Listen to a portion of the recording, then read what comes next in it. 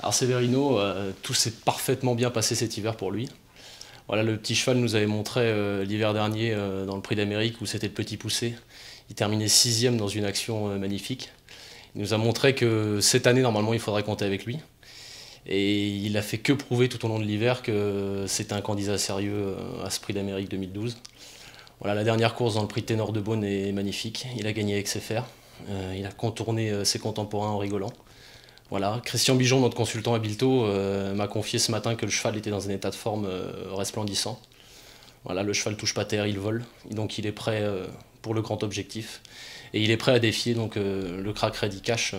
Je pense qu'il peut le regarder dans les yeux. À l'issue d'un bon parcours, il est capable, avec sa pointe de vitesse, d'aller le titiller. Alors mon pronostic, bon, Severino, bien sûr, c'est le cheval de cœur. Mais je suis obligé de faire parler la raison. Je vois quand même Ready Cash et Maharaja nous livrer un nouveau duel comme l'hiver dernier. Voilà, dans Bilto, justement, pour le numéro du week-end, on a fait un tour de France des entraîneurs pour leur demander un petit peu ce qu'ils voyaient comme chevaux dans le Prix d'Amérique. Donc on a interrogé 10 entraîneurs à travers la France, pour chaque région. Et il s'avère que tout le monde voit un match retour Maharaja Ready Cash. Donc moi c'était mon avis déjà à la base, donc renforcé par les professionnels. Je pense que c'est vraiment les deux chevaux qui sont en classe intrinsèque, un poil au-dessus de la mêlée.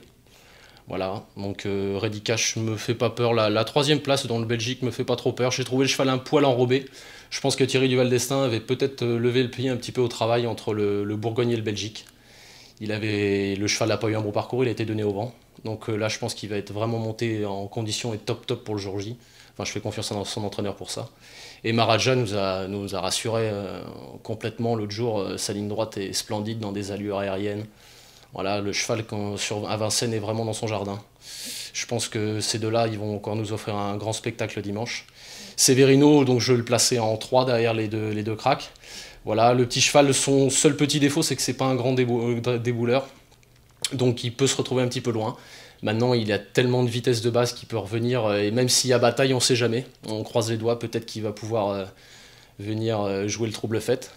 Voilà. Derrière, je vais placer Royal Dream, qui est un cheval splendide, un trotteur né, qui va sans enraînement, sans rien, sans artifice depuis qu'il est jeune. Il a montré dans le Prix de Belgique qu'il avait la carrure des meilleurs. Voilà, cette fois, par contre, il est à poteau égal avec Ready Cash, donc certes, il l'a devancé l'autre jour 25 mètres devant. Mais bon, on peut le mettre partout dans un parcours, il est brave et il suit tous les trains. Donc je pense qu'il a largement sa place dans les 4 premiers. Voilà, et derrière, je garderai quand même Timoko. Timoko, c'est sûr, le problème de Timoko, c'est qu'il va aller devant, il va faire beaucoup de trains. Mais il s'est relevé de tous les combats qu'il a eus. Il nous a tout le temps surpris. Dans le Continental, il revenait d'une maladie grave. Il l'a gagné de la tête et des épaules. Voilà, même si ce sera peut-être dur de contrer les vrais bons pour finir, je pense capable de garder une place dans le quintet.